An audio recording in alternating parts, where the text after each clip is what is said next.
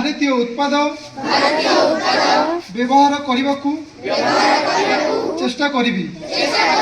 एवं अन्य देशरू आमदानी हेउथिबा वस्तु बदल रे देशीय वस्तु को विकल्प रूप में बाछिबी मोर घरे कार्य क्षेत्र में एवं समाज रे भारतीय उत्पाद को प्राथमिकता देवी एवं ग्राम कृषक तथा कारीगर को समर्थन करी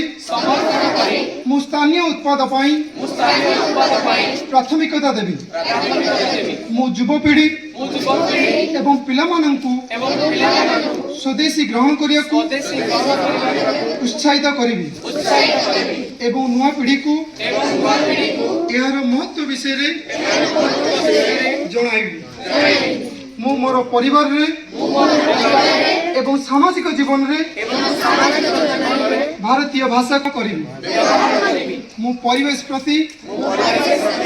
जत्नवान हेबा सहित स्वदेशी एवं परिवेश अनुकूल उत्पाद को व्यवहार करी एवं निज देशर पर्यटन क्षेत्र को प्राथमिकता देवी। जय हिंद।